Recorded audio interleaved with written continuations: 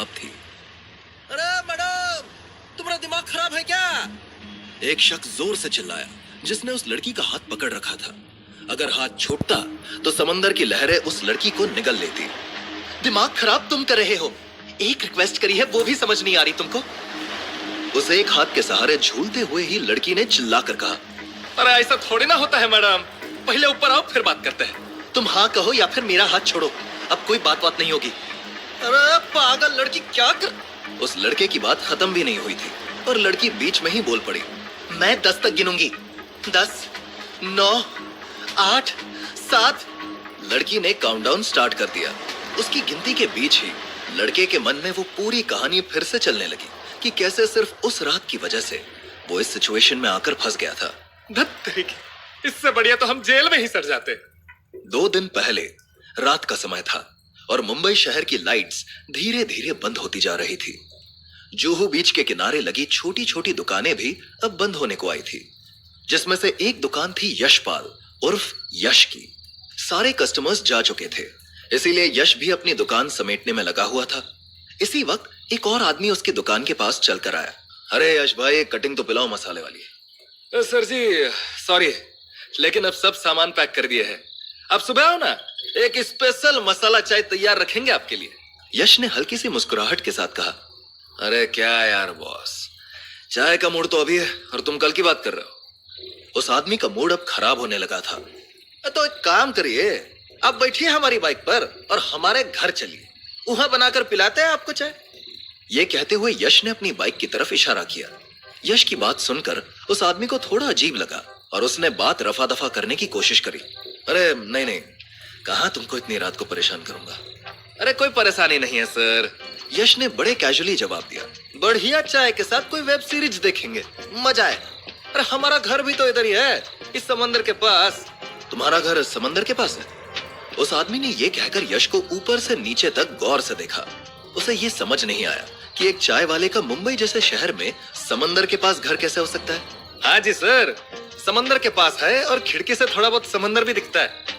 वो यहाँ के लोग कहते हैं ना, सी फेसिंग वो वाला। ये कहते हुए यश की स्माइल कम नहीं हुई। चाय में चरस डाल के पीने लगे हो क्या यश भाई?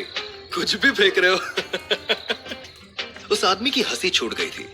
अरे आपकी कसम मालिक, वो देखिए, वो छोटे छोटे घर और झोपड़े दिख रहे हैं ना, उन्हीं में से एक कमरा हमारा है। यश ने अपने घर की ओर उंगली उठाकर कहा, झोपड़ा? उस आदमी को एहसास हो गया कि यशपाल चाय वाले का सी फेसिंग घर नहीं बल्कि सी फेसिंग झोपड़ा था। मस्त मजाक करते हो यार तुम, कल आता हूँ फिर चाय पीने। हंसते हुए वो आदमी वहां से चला गया। उसके और यशपाल के बीच हो रही बातचीत को एक तीसरा आदमी भी सुन रहा था। वाह यार यशपाल, क्या मस्त हैंडल किया रे इसको, नहीं तो आज रात ये तेरे से चाय बनवा कर मानता। फैजान यश की तारीफ करते हुए बोला, ऐसे ही थोड़ी ना लोग वफादारी से सिर्फ हमारी दुकान पर ही चाय पीने आते हैं फैजान मियां। यशपाल ने गले से नोट निकालकर फैजान को जवाब दिया, सही है भाई, मुझे भी ऐसी तरकीबें सिखा दे। साला आजकल धंधा ही नहीं चल रहा है ठीक से। फैजान यशपाल की चाय की दुकान के सामने वड़ा पाव की लारी लगाता था, लेकिन कुछ दिनों से उसके पास काफी कम कस्टमर्स आ रहे थे। हम क्या सिखाएंगे फैजान भाई? यश ने एक ऊंची इमारत की ओर इशारा करते हुए कहा, वो ऊंची बिल्डिंग देख रहे हो, शहर का सबसे बढ़िया बिजनेस कॉलेज है, वहां एडमिशन ले लो, वो लोग बढ़ा देंगे तुम्हारी बिक्री। बस 20-30 पेटी तैयार रखना। वो कस्टमर सही बोल कर गए, तू चाय में चरस डाल के पी रहा है। ये बोलकर फैजान की हंसी छूट गई। साला इधर हफ्ता देने का पैसा नहीं है, वो गुंडा कभी भी वसूली करने आ जाएगा और तू बोल रहा है कि मैं इस कॉलेज में जाकर बैठ जाऊं। उसको फालतू में पैसा देते हो तुम सब। अगर चौपाटी की दुकान वालों में यूनिटी हो ना फैजान भाई, तो कसम से कह रहे हैं किसी का बाप आके परेशान नहीं करेगा। यशपाल सीरियस होकर बोला, अब तू भी देखता है यार, सब कंपटीशन में लगे हुए हैं, ये यूनिटी वगैरह घंटा समझेंगे। बाकी ये सब बातें छोड़े यार, तू उसको एक टिप दे दे जिससे मेरा धंधा फिर से स्पीड पकड़ ले। फैजान की लाचारी उसकी आवाज से साफ झलक रही थी। फैजान भाई, ये नए जमाने के लोगों को पसंद है चीज, और तुम अभी भी अपने पाव पर 100 साल पुरानी घिसी पिटी चटनी लगा रहे हो। थोड़ा नया वैरायटी लाओ, कस्टमर अपने आप आएगा तुम्हारी दुकान पर।